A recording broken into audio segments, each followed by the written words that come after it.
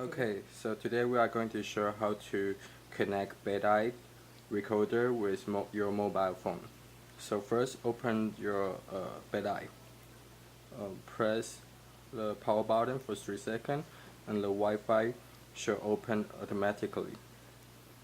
And then you go to the setting and the Wi-Fi, and the Wi-Fi should be the auction cam. And the password should be 1, 2, 3, 4, 5. Connect, and it should show connected.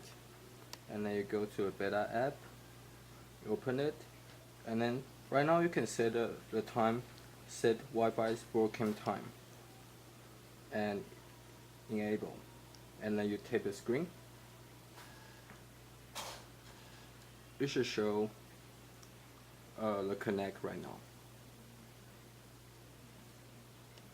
Done.